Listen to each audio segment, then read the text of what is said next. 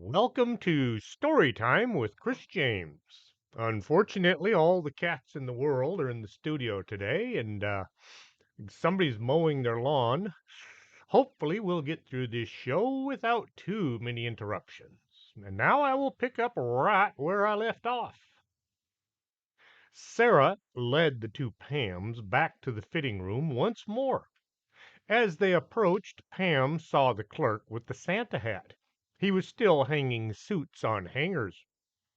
The three girls had to wait until Santa Hat Clerk went on break. As soon as he was gone, they ran for the fitting rooms. Sarah led them to number 9 this time. The room looked different from number 10, but the carpet was the same nasty, dirty rug. "Okay, do your thing," said Sarah. Pam got down on her knees. She ran her hands along each of the black lines. This time she tried to keep track of which pattern would do the magic. As she was feeling along the triangle, the lights went out.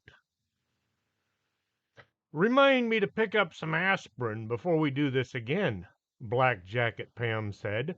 She was holding her head with her eyes closed. Pam opened the door and saw the place was empty. The lights looked a lot dimmer from the last time she'd been here. "Do you guys still have your flashlights?" "I left mine in my room back home," Black Jacket Pam said. They both looked at Sarah as she pulled the light from her back pocket. "Ta-da!" she said as she turned it on. "We might need it before long. Keep it close. Come on." Pam led the other two out the door. As they walked, Pam noticed the store was looking a bit more run down. It looked like it had gone out of business and was just waiting for the end to arrive. "Is it just me, or is this place looking a bit worse than last time we were here?" "It looks creepy, like a horror movie," Sarah said. A few mannequins were laying on the floor. Some of the shelves had collapsed, and there was dust everywhere. The corridor outside looked as inviting as an IRS audit. It felt a lot colder as well. "What do you think? Back to the tool store and follow the hallway, or try the corridor and see what happens?" "If we use the hallway, there's no place to run if we run into anything. If we stay in the main concourse, we at least have room to move if we have to," Black Jacket Pam said. Pam and Sarah both looked at Black Jacket Pam. "You thought of that all by yourself?" Pam asked. Uh, why? Is there something wrong?" Black Jacket Pam looked just a bit downhearted.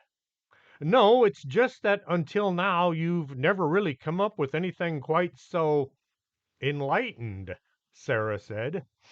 "I do feel a little bit more together about myself. Maybe it's all the hanging around with you is rubbing off on me." Pam had a thought. "How do you feel about your home? Is it still not all that attractive?" No. Actually, I wish I was home right now." Black Jacket Pam thought about her life. "Come to think of it, driving an old used pickup isn't so bad." They began to walk. Pam was on one side of Sarah and Black Jacket Pam on the other. They tried to keep an eye on any direction an attack might come from.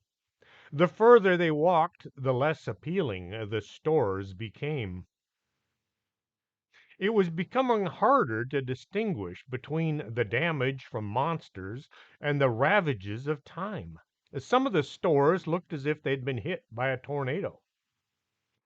"Well, if we keep following all the mess made by the various things that keep attacking us, we should be able to find the rest of us." "Hey, look! There's the coffee shop we first met at," as Sarah pointed it out in the gloom. They took a quick look and found a few packages of cookies and some snacks that, although dusty, were still safe to eat. "They put enough preservatives in these things, they should be okay." Pam looked up loaded up her pockets with food. Black Jacket Pam went around checking all the coffee pots. The one with coffee still inside also had 3 inches of mold in it. She felt compelled to take a sniff and then wished she hadn't. Oh, God, that's nasty. She held the pot out to Sarah. Want a sniff? No. You're still looking kind of green. Pam thought she'd seen something move. She looked out the window, but all she saw was one of those skinny mannequins from the overpriced dress shop. I could have sworn I saw something. Black Jacket Pam was looking at the coffee making equipment. Do you guys know how to work any of these things? I'm not very good at any kind of coffee making. We'll have to hang out with Barista Pam for a while and learn her secrets. Pam spun around. The mannequin was now standing in the doorway. That thing moved on its own. She pointed out the store dummy. It stood there like a statue. Well, it's not moving now. What was that? Sarah jumped back behind the two Pams. There were now a dozen mannequins, all standing outside the shop. They formed a line across the corridor. Some were holding knives. I think it's time we left. Pam started towards the door. As they moved quickly away from the coffee shop, Pam glanced back. There were now a few hundred mannequins, all shoulder to shoulder, across the passageway. As they were passing by a sporting goods store, Black Jacket Pam ran inside and grabbed a few more flashlights and a backpack. I'll square this later. Right now, we need to survive, she said as they made their way further along the hall and farther from the fitting rooms. There are the theaters we went into, Pam pointed out the entrance. The marquees all looked in bad shape. Instead of Flying Saucers Attack Walmart, the letters were all gone. The cardboard displays were all just piles of dust. What's going on? Why does everything look so bad? Sarah asked of her two companions. I think that whatever has brought us to this place is doing this. They want to trap us in here by slowly destroying everything. We can't use any of it to our advantage. Black Jacket Pam looked as surprised by her statement as Pam and Sarah. We'd better hurry up and find the others, get everybody back to their home time before it's too late. Pam started walking faster. Black Jacket Pam could have run all the way to the Pam camp. Pam could have run most of the way with a few stops to catch her breath. Sarah was slowing them down. My legs hurt, she said, as if not wanting to say anything. Pam found a shopping cart. Its wheels were all frozen in place. Well, this won't help. She kicked the cart, which now made her foot hurt. How about I wait here and you two? No, they both said at the same time. We stick together no matter what, Black Jacket Pam said in a don't even try to argue voice. They passed through the food court where they had spent some time trying to remember how each of them had gotten here. Pam picked up one of the notebooks left behind by one of the Pams. She or I might need this someday, I hope. There was a zombie stuck upside down in a trash can. Its legs were moving as if it were trying to walk upside down. The air steadily grew colder as they went. There were fewer and fewer lights showing the stores around them that were falling into disrepair at an increasing pace.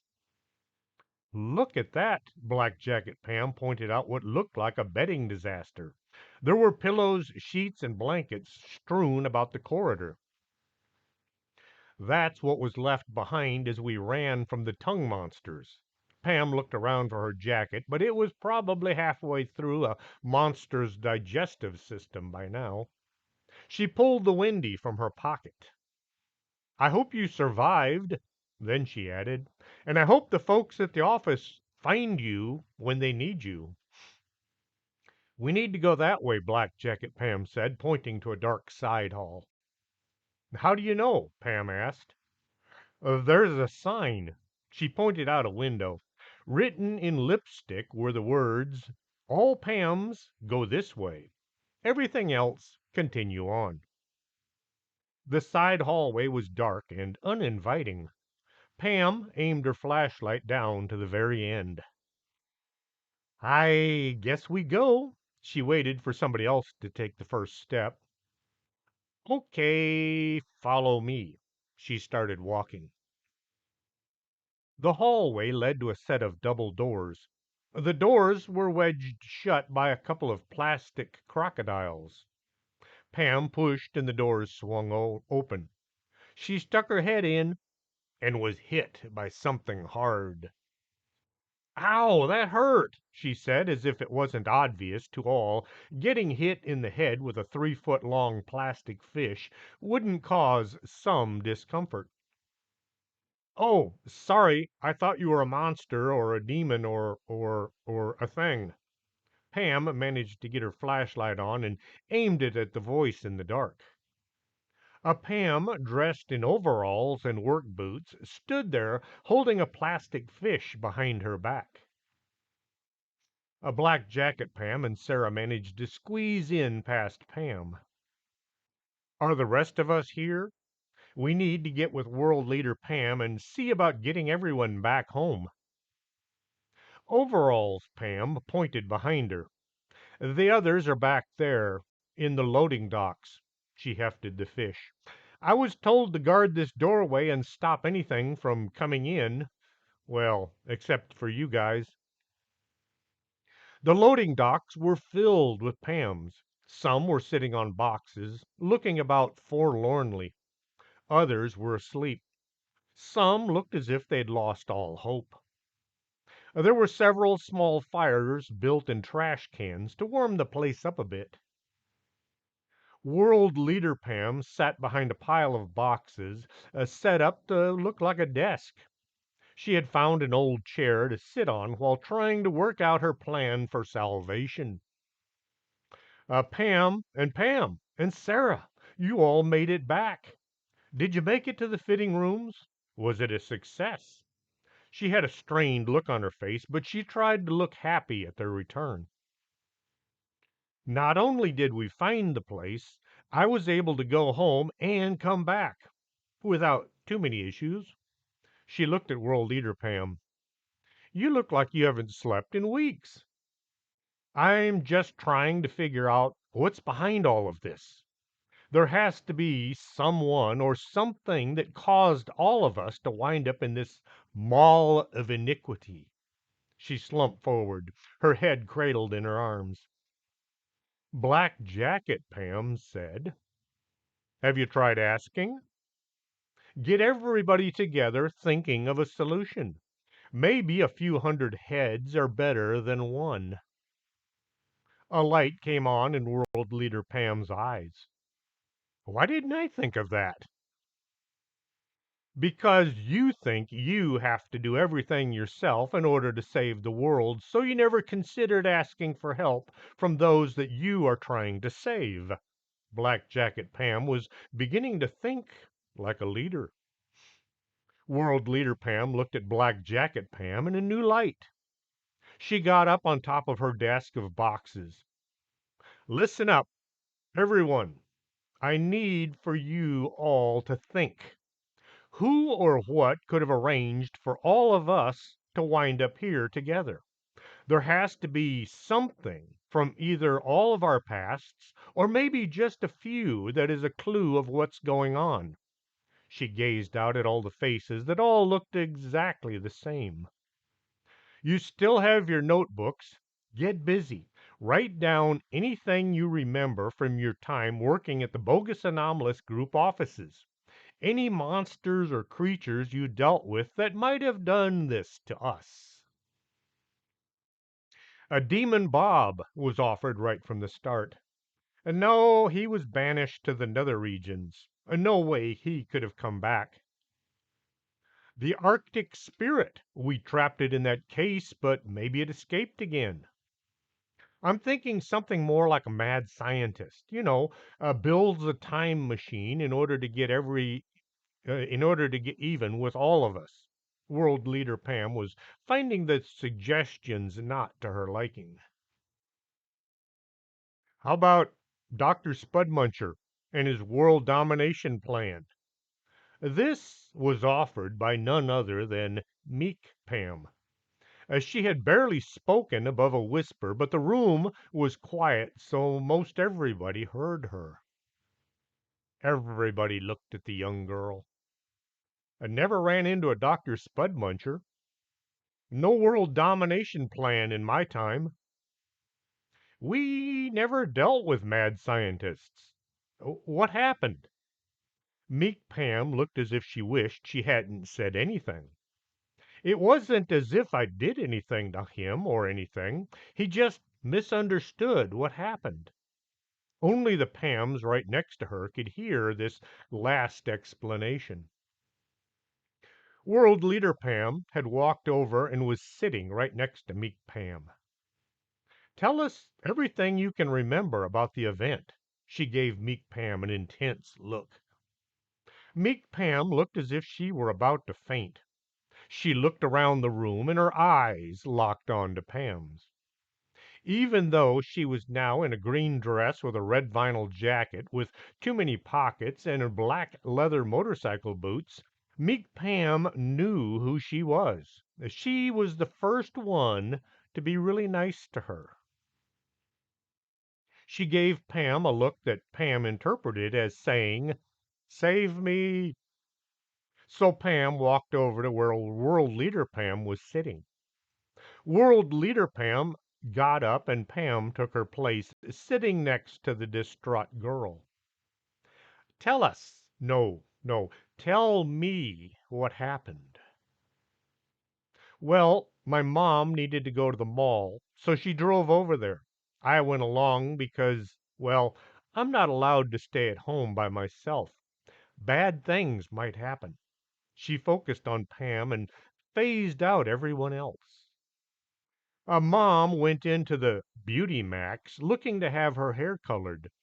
Yeah, she started to get a little gray, only around the edges. Meek Pam whispered the last bit so only Pam could hear. Pam felt very uncomfortable sitting right next to such a timid version of herself. The last time she was in there, it took all day, so I kind of wandered off. Pam wanted to do something to get Meek Pam to get to the point. Right next door was the radio hut. I like hanging out there because they have all kinds of neat things to build radios and computers. Did I mention I built my own computer? It's impervious to outside paranormal agitation. She seemed to relax talking about her electronic abilities. I went in to buy a mini rheostat modulator for my latest external hard drive so I could amp up the energy and speed up cipher encryptions. Pam started to drift off as Meek Pam talked about things she didn't know or understand. Maybe we should call her Geek Pam instead of Meek Pam. Pam twisted around to see if Meek Pam had heard what she was thinking. A bifurcating waveform. I found the one I needed and I went to the front counter to pay for it. It was only $4.95. As I was standing there answering all the questions they asked, even though I was paying in cash, this man came over and started interrupting, saying, "Do you have any mini rheostat modulators? I can't find one on the shelf." The man at the cash register pointed to me and said, "She just bought the last one."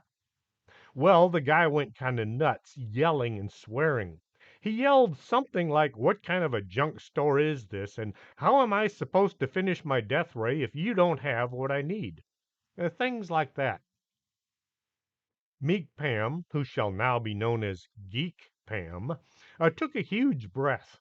This was when Pam realized that she hadn't been breathing the entire time the girl had been talking.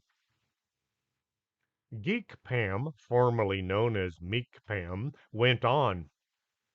I quietly paid for my purchase and I headed out the door while Dr. Spudmuncher went on ranting about his needs. I could still hear him outside.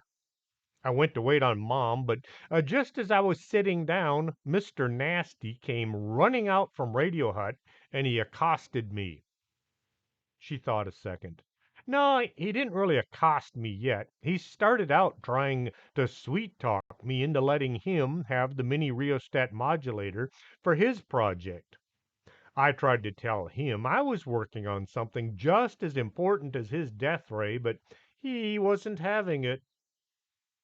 He called me sweetheart at first, and then he moved on to kid, followed by brat, and then rotten little kid. The Pams all around moved in closer, while Geek Pam, formerly known as Meek Pam, was telling her story. A few would make quiet comments like, that jerk, or what a creep, or I'd kick him in the knee, that kind of thing. Those close enough were patting Geek Pam on the knee or the foot or whichever body part was accessible. Sarah, who was sitting on the other side of Geek Pam, was receiving a few pats and hugs as well. Geek Meek Pam went on. I started hoping Mom would come out and rescue me, but I could see her in there being pampered to the max, which is what they say. Beauty Max will pamper you to the max. Get it? She looked at Pam for acknowledgement.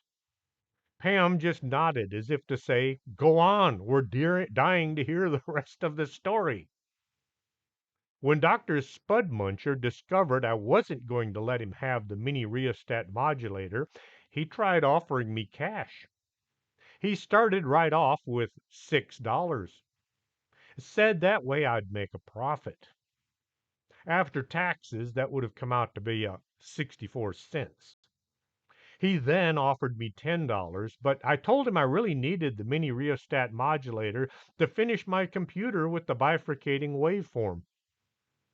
That's when he offered me $50,000.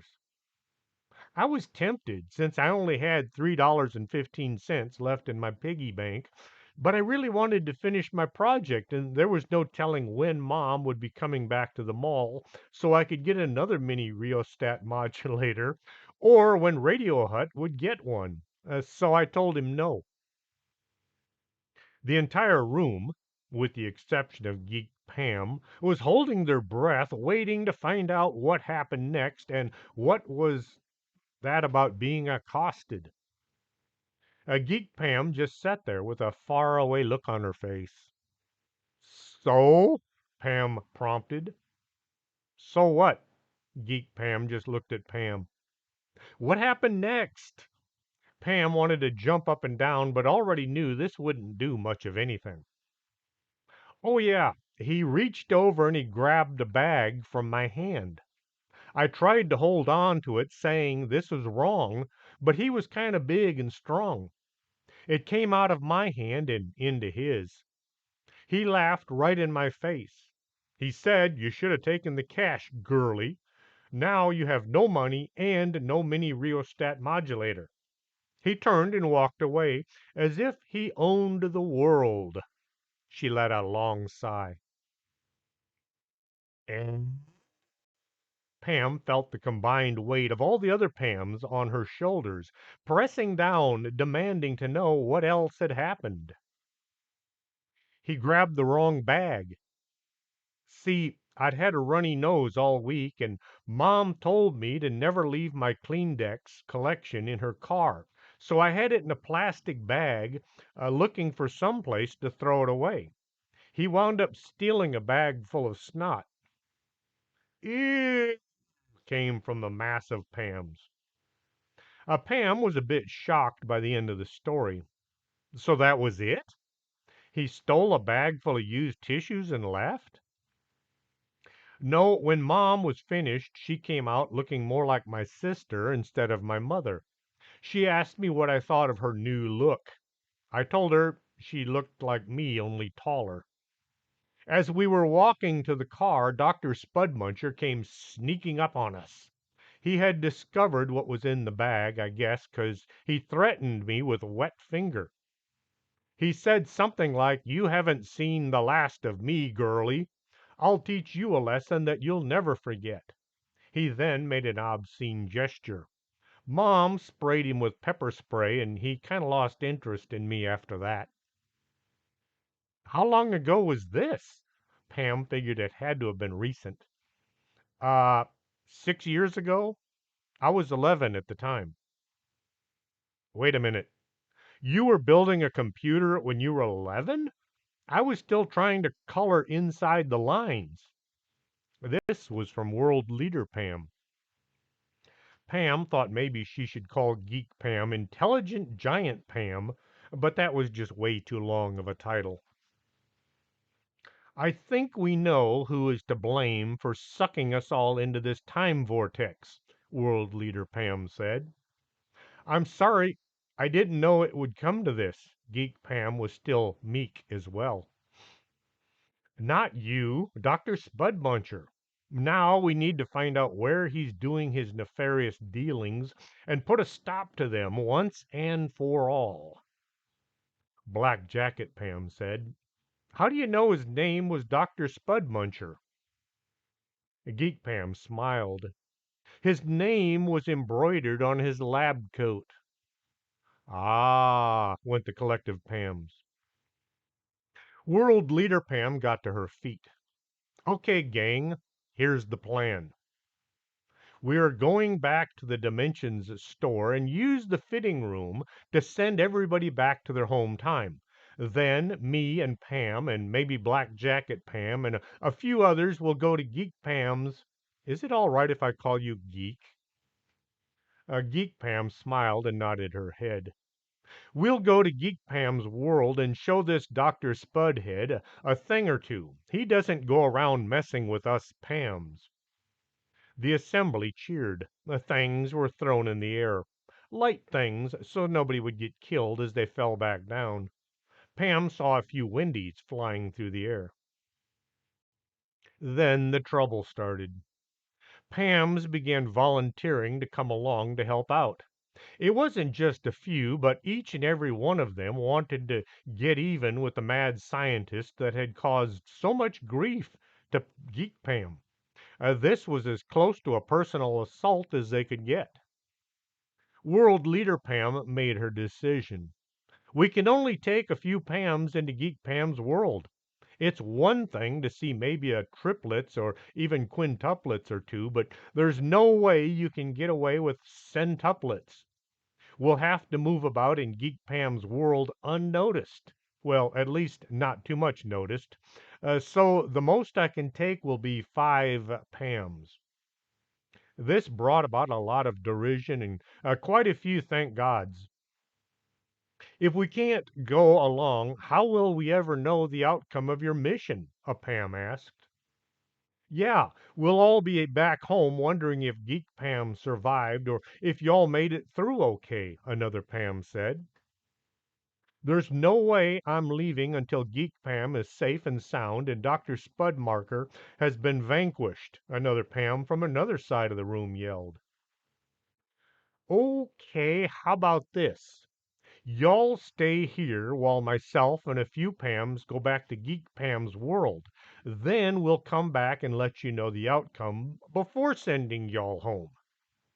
After a long, drawn out debate that was just one octave away from being an argument, the 5 Pams were chosen. Of course, Geek Pam was one because, well, it was her world they were going to. Pam was next in line because Geek Pam got along with her better than most of the other Pams. Black Jacket Pam was going because everyone thought having Sarah along was needed in order to figure out which fitting room to use to get from one time to another. Ratty Jeans Pam was going because she was the only one with lock picking skills in case they were needed. The other Ratty Jeans Pam was needed to keep the fires going since it was expected to get a lot colder before they were done. T-shirt Pam, the one in the semi-ratty jeans and the T-shirt saying I ran out of sick leave, so I'm calling in dead, was going because she was standing there right next to Lockpick Pam. World Leader Pam was number 6. She was going because she thought she had to go. She left Business Suit Pam in charge. The 6 Pams set out to traverse the concourse Pam and Black Jacket Pam had just come from.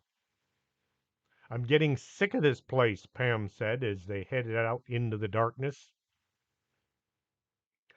Chapter 7 Geek Pam's Home. World Leader Pam had the gang spread out in some kind of a semi military formation. Each Pam was to keep an eye on a specific area around them. Sarah, along with Black Jacket Pam, naturally were assigned to the middle of the bunch. Pam was curious. Have you taken some leadership classes or military stuff like maybe the Girl Scouts or something? She gave World Leader Pam a look. No, everything I know I learned from books. I read 1 or 2 books every day. Wow, Pam was impressed. How did you decide to hold up in the loading dock area? I thought about it and came to the conclusion if I were a teenage girl, well, which I am, the last place I'd want to hide would be the loading docks. So, figuring whoever is behind this nefarious plot probably came to the same logical conclusion. Therefore, the loading docks were the exact opposite of where we should be, so that's where we were, or are. Well, that's where we wound up. Pam thought about this and came to the conclusion it was probably a bunch of hooey. As they walked, they could see the mall was slowly falling into decay around them. The food court, where earlier they had stopped to eat and write out their memoirs of arriving here, looked like it should have been condemned long ago. Why do you think everything is looking so run down and desolate? Pam asked World Leader Pam. Oh, that's easy. Whoever is behind this evil action, once we were all here, simply stopped paying any attention to it. With the amount of energy that must be involved the entropy is happening at an accelerated pace. Pam hoped they would be able to straighten everything out, and soon. They continued walking without running into any monsters or creatures or weirdos that had chased them since arriving at the Mall of Doom. Pam would talk back and forth, comparing their lives and finding out who had the upper hand when it came to life. T-shirt Pam owned a green pickup, which if you read the bag books, you'd know that the color of Pam's pickup has never been mentioned. A Black Jacket Pam and Geek Pam were still living in their own bedrooms, unlike everybody else who all were in the guest room. Ratty Jeans Pam knew how to work on her truck, so she wasn't always having to ask her dad to fix something. The Pams rotated around talking and getting to know each other better. Pam wound up walking alongside Geek Pam. You do work at the bag office, right? Yes, but I'm only the receptionist. They don't let me go out on jobs. What about talking to ghosts? Pam asked. Mom said ghosts don't exist, and if I see one, I should ignore it. Pam wound Pam found this nearly appalling. Sharma? The Civil War guys? Dan? You ignore all of them? Mom says I should, so I do. Meek Pam was showing through Geek Pam once more. What about your pickup? You do drive, don't you? No, I take the bus. Meek Pam was back. Everyone stopped. Everyone stop, whispered T-shirt Pam. There's something up ahead. All the Pams moved over to some kiddie rides located in the middle of the aisle. Pam poked her head up over the top of a blue plastic whale. There ahead of them stood a solid, well, as solid as mannequins can get, wall of mannequins. They all had evil looks to them, and they stood there with that creepy mannequin look. At least half were armed with either knives or pointy sticks. Pam noticed the wall of mannequins was a lot farther along the mall concourse than the last time she'd been here. Those things are moving. Someday they'll be all the way to the loading dock area. What do we do? Everybody looked at World Leader Pam for guidance. Quick, everybody, in there. World Leader Pam pointed to a gift shop filled with wrapping paper and bows. Everything you'd need for a gift, except for the gift. The Pams all took up strategic positions as far and with as many Pams between them and the door as they could get. This was difficult since all the Pams were trying to be the one farthest from the mannequins. 5 of the 6 Pams weren't so much scared as unnerved by the weird dummies. These things were creepy. One of the Pams tried the back door, but it was locked. So what do we do? One of the Pams asked. World Leader Pam had a knowing look on her face. We need to make a plan. She looked around at her companions. They all looked back at her, waiting for enlightenment. Um, Pam, you Pam. No, not T-shirt Pam. Pam, come with me. We're going to scope out the enemy's emplacements. Pam felt great now that World Leader Pam was in control. The two crept forward quietly. Pam wondered how World Leader Pam could maneuver in those high heels and that knee-length skirt. They stopped behind a display showing wrapping paper in every color in the galaxy. Pam slowly lifted her head. The mannequins were closer. She kept watching, but nothing moved. They got closer, but never moved. This is the creepiest thing I've ever seen, Pam said to World Leader Pam. Creepier than that man-eating worm in the basement? Much creepier. Creepier than the Arctic demon? Much creepier. Pam sat back down on the floor. So what do we do? World Leader Pam sat right next to Pam. She pulled her knees up to her chin. She wrapped her arms around them. She looked at Pam. I don't know. Oh, okay. What? What do you mean you don't know? Pam was shocked. You see, I can lead. I can show people the way. I can talk to people and they listen, but I can't really make good decisions. She looked at Pam, praying she would understand. People have always listened to me.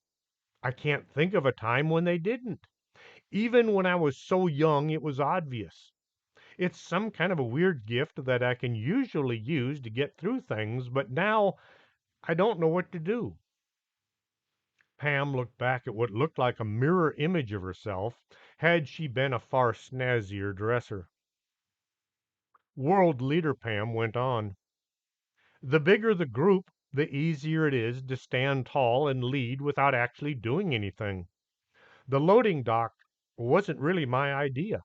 I just said we need to find some place to lay up, and we wound up there safe and snug, if somewhat lost. Pam lifted her head up over the display and looked. The mannequins were just outside the door now. Their evil looks far more frightening in the darkness than seemed possible. Pam thought hard. If we try to run, if we try to run, Meek Pam and Sarah will hold us up. Pam didn't say anything about World Leader Pam's heels. I'll distract them while you guys make a break for it. Pam looked over at World Leader Pam, hoping that didn't actually come out of her mouth. You'd do that for us? It's the kind of thing I should be doing. You're such a hero. World Leader Pam hugged Pam. Pam wished World Leader Pam had objected, if only a bit more strongly. She swallowed hard. Okay, as soon as the mannequins are gone, you guys head for the fitting room. I'll meet you there. I hope, Pam wished she'd thought harder about this. The mannequins were now right outside the gift wrapping store when Pam leaped to her feet and ran. She ran out, clearing one store dummy by mere inches. She turned and ran, looking back just long enough to see nothing was happening. Pam ran as if she were being pursued by something a lot faster than a bunch of dummies. Man, I'm glad I got these boots instead of my high heels.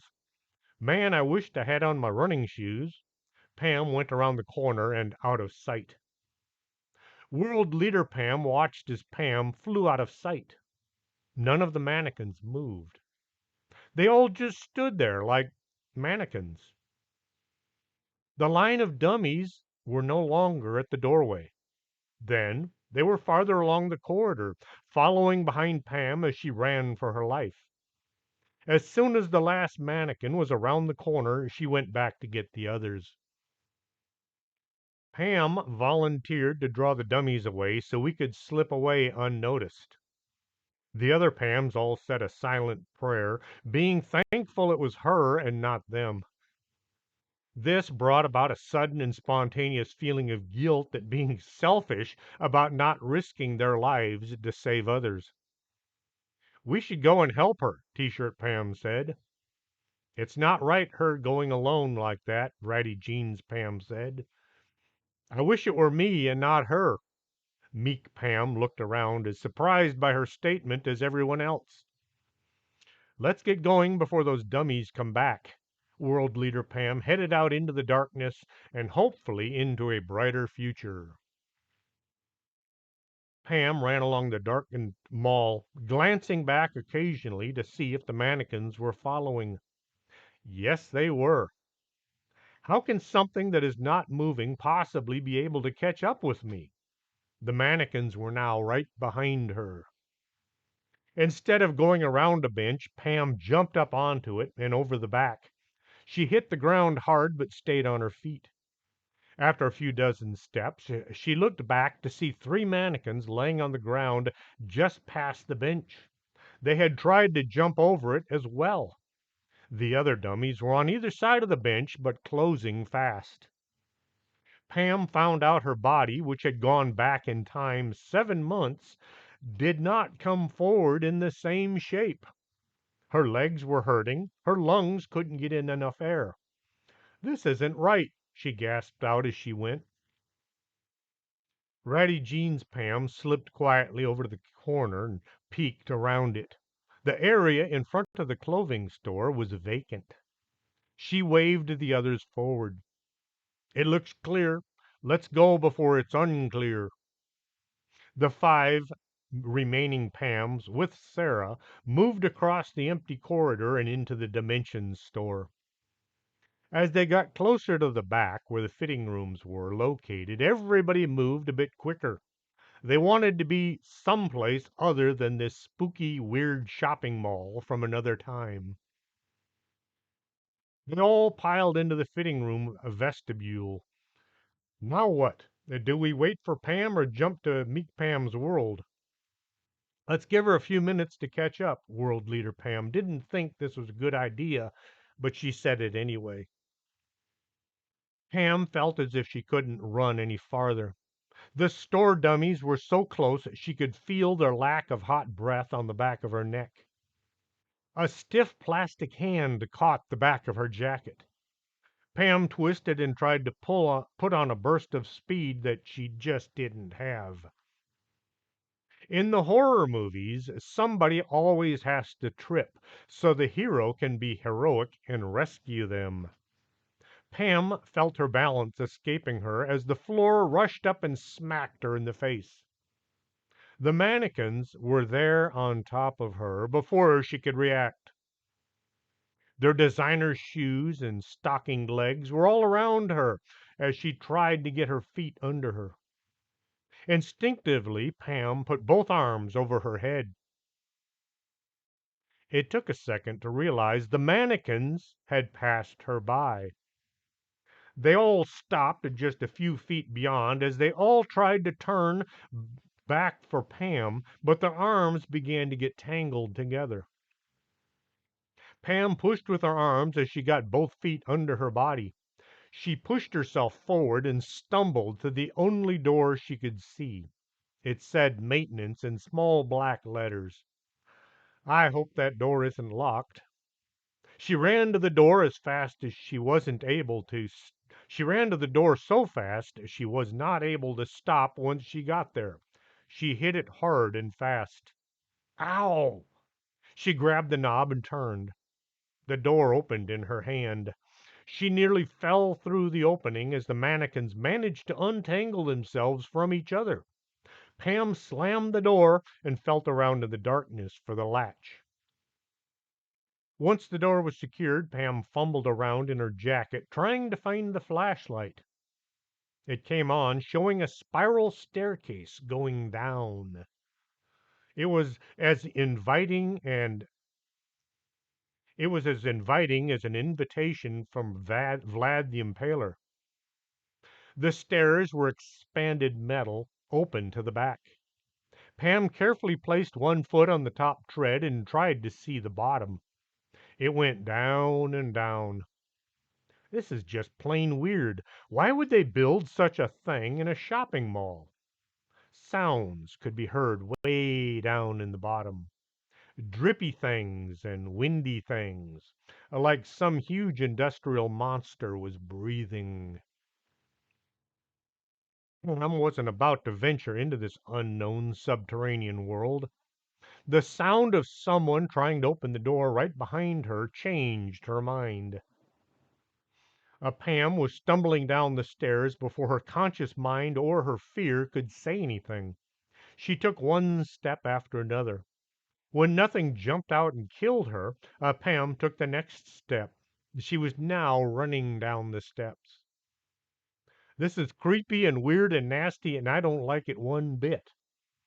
Pam wished at least one of her voices in her head would say something. If if nothing else, it made her feel not quite so alone all the time. Around and around she went. The last step came after descending nearly 30 feet. As she came to the bottom, she felt her boots splash in something wet. The room she found herself in was huge. It went in every direction. Pam looked about her in wonder. I wonder why they need such a big place. There was a big black machine sitting in the middle of the floor. It towered over her like something out of a sci-fi movie. Lots of valves and knobs and pipe going in unknown places. Cables came out of one end, looking like some gigantous undersea monster. The cables were in every color imaginable. If Pam had to guess, which she did, she would have said it looked like some kind of a weird nuclear power plant. Yeah, right. Pam laughed at her own imagination. Her laughter echoed back from the darkness, causing her to jump. There were several directions she could go, but none of them said this way to the Dimension Store. Pam flipped a mental coin, but lost it in the darkness. I guess I'll go. She thought about what Black Jacket Pam's Sarah, had said about Black Jacket Pam's ability to head in the right direction. Am I that bad at finding my way around, or was it just her? Pam looked in all the cables. Those must go somewhere, and I need to be somewhere. Pam began following the cables because she couldn't think of anything else to do. World Leader Pam had all the other Pams prepared to make the trip to meet Pam's time zone. She hadn't said anything. They all just assumed she wanted them ready to go, and so they were. They all lined up in the hall between the fitting room and then looked at Sarah to say which room to use. How long should we wait for Pam? Ratty Jeans Pam asked. Do you think she survived to those creepy mannequins, or do you think they caught her and T-shirt Pam started. Don't say it. I'm sure she was able to outrun them. After all, she ran all summer long, so she should have been able to outrun just about anyone. Everyone was watching the stores beyond. The door behind them slowly swung open. Pam looked out at the others, who were all looking at something out of her view. Hi, guys. One of the Pams jumped headfirst into a rack filled with clothes. Ratty Jean's Pam went into a kung fu fighting stance with her Wendy held out like a weapon. Meek Pam just slumped to the floor unconscious. Pam nearly fell backwards, back down the steps that she had just come up. "You're alive!" World Leader Pam ran over and hugged Pam. "I thought, well, actually, I knew you could. Well, I thought that just maybe you would, well, welcome back." Once meek Pam was back on her feet, it was time to go. "Everybody into fitting room number. Which fitting room do we need?" World Leader Pam looked at Sarah. Sarah looked at each of the fitting rooms. She walked back and forth a bit. She walked over and took Meek Pam's hand, and then she looked into number 8. "This one, maybe." All the Pams had to squeeze into the tiny 3 by 3 foot room. "How do you make this thing go?" T-shirt Pam asked. "One of us has to pass our hands over the pattern on the carpet," Pam answered. Nobody could move, let alone reach down to the floor. After bumping and squeezing and crushing each other, Pam opened the door. She stepped outside and bent down to the floor. "Give me a hand," she said as she lifted her feet into the air. Black Jacket Pam grabbed her legs and helped balance her. Pam then walked backwards into the fitting room, only now she was upside down. Her green dress was hanging down over her head. Once the door was closed, Pam moved her hands back and forth, trying to recreate the movements she'd used the last time she was trying to travel through time. She could only use one hand at a time unless she was willing to stand on her head. She wasn't so much trying to run her fingers along the grimy, nasty carpet as just running her hands back and forth. "I can't get it to," and the lights went out. Black Jacket Pam lost her grip on Pam's legs. Pam landed on her head and fell forwards out the door and into the fitting room, landing on her backside. Ouch, that hurt, and twice. T-shirt Pam bumped into Ratty Jeans Pam, and they both fell on top of Pam. World Leader Pam wound up sitting down really hard. "Man, my head hurts."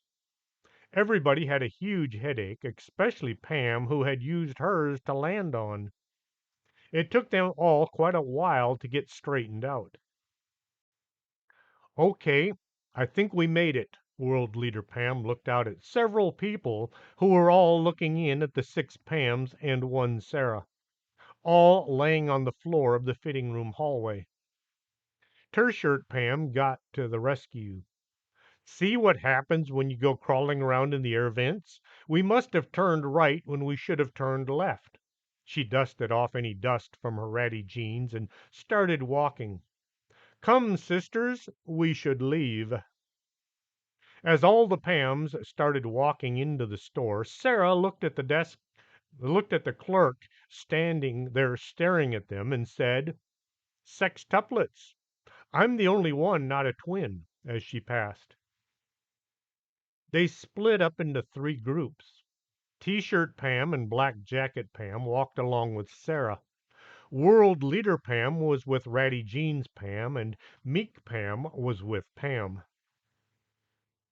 People still stared. It looked like way too many twins all in one place. They stepped out into the parking lot. World Leader Pam looked around. "Did you bring your pickup?" She looked at Meek Pam. Uh, I don't own a pickup or a car, not even a bicycle." "How do you get around?" "I take the bus." Meek Pam pointed to the city bus that was just pulling up. "Okay, everybody onto the bus then," World Leader Pam said. Meek Pam swiped her bus pass and walked to the very back. Ratty Jeans Pam began patting her pockets looking for money. T-shirt Pam just shrugged and smiled. I left all my money with my sister. Pam was shoving her hands into all the pockets in search of any kind of monetary contrivance. She pulled her ATM out. Do y'all take cards? Sarah pulled a handful of bills from her pocket. How much do my sisters owe? She paid for everybody's bus fare. As the driver began to drive, he only went a block before stopping for more passengers. World Leader Pam went to have a word with him. We're in a huge hurry, and we need to be at our home in the next 15 minutes. Do you think you might be able to not stop so often? The bus pulled up right in front of Meek Pam's home. The Pams all got off thanking the driver for his help. Meek Pam was the most impressed since she was the only one who knew the bus stopped 3 blocks away, normally. The Pams all gathered around. Maybe we shouldn't be standing out front of Geek Pam's house. What if her mom were to look out the window? Pam pointed out what she thought was the obvious. Oh, shoot. Let's go somewhere less public, World Leader Pam said. Sarah had an idea. I live right over there. Let's go to my house. Everybody agreed this sounded like a good idea, so they started walking down the sidewalk. At Sarah's house, they turned and walked nonchalantly up the walkway and onto the porch. Sarah dug her key out and slipped it into the lock. The lock turned and she pushed the door open just as Pam had a thought. This isn't your home. It's Geek Pam Sarah's home. Everybody turned and looked at Pam. Then, as one, they ran to the edge of the porch. Pam looked up and into the living room just as Sarah came to the door. Howdy, she looked at Pam. You're that computer nerd that lives down the block. She looked from Pam to the front door. Did you just open my door? Pam had the deer in the headlights look on her face. She looked at Sarah, and then she looked at Black Jacket Pam's Sarah, standing to the side of the porch just out of Sarah's view. She had her eyes shut. Pam looked at T-shirt Pam, who was in the process of climbing over the porch rail. Her eyes were drawn back to Sarah, who was just about to step out the door. Yes and no. Pam stepped up close to the door to block Sarah from exiting. Computer nerd, or rather geek, yes. Opening your door, no. This was true since Black Jacket Pam's Sarah was the one who had actually opened the door. Is your mom home? Is she treating you okay? You're not feeling drained or anything when she's around, are you? Since Meek Geek Pam and Sarah hadn't met up yet, then Sarah's mom hadn't stopped draining her daughter of vital life energy if she in fact were the psychic vampire that she had been in Pam's timeline. Go back and read The Bag Company and find out what the heck is going on in the past if you haven't already read it. Sarah and Sarah, the one in Meek Geek Pam's timeline, looked at Pam. No, she's not, and yes, she does, and no, I don't. Is there something you're trying to tell me? Pam had to take a minute to try to line the answers up with the questions. As she was sorting things out in her head, she heard a car driving up from her right. She glanced over just in time to see her mother, or rather Geek Pam's mother, driving up the street. She did the only thing she could think of. Can we come in? She was halfway through the door before Sarah could say, maybe. World Leader Pam looked at the World Leader Pam looked at the same time as Pam and had the same idea. Get inside now. Come on, we have to hide. She went in right behind Pam and just in front of the others. All the Pams quickly ran in the door, and Sarah slammed it shut. Black Jacket Pam's Sarah, that is. The Pams made it inside, except for T-shirt Pam, who had successfully maneuvered the porch rail only to find herself in the middle of the Bellums' driveway as Meek Geek Pam's mom stopped at the curb. Paula looked at her daughter and wondered what on earth is she doing at the neighbor's house and why is she wearing that horrible T-shirt? She simply sat there and waited for Pam to come over like a good little girl and get in the car. T-shirt Pam tried to act as if she didn't see Meek Geek Pam's mother sitting at the curb. Pamela, get over here right now. Paula was convinced that Airhead Sandy had something to do with this. Sandy is Sarah's older sister, who on most occasions acts as if she were younger. T-shirt Pam looked at Paula. Then she looked at the back fence. I can make that easy. She felt a burning sensation on the back of her neck. Turning, she looked right into the eyes of her own mother. Well, at least that's how it hit her. T-shirt Pam walked slowly to the car, opened the passenger side door, got in, and sat there as if about to face the end of the world as she knew it.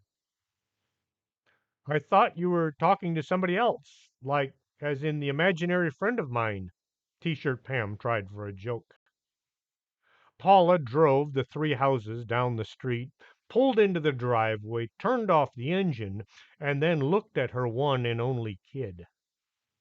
Are you on drugs? T-shirt Pam was so flummoxed by the question she couldn't answer. Flummoxed, confused, bewildered, perplexed, etc. Paula took this as a yes. After all the things your father and I have done for you, this is how you repay us, wandering the neighborhood high on dope? T-shirt Pam saw her opening. She'd act like she was high, step out of the car, and then run for it.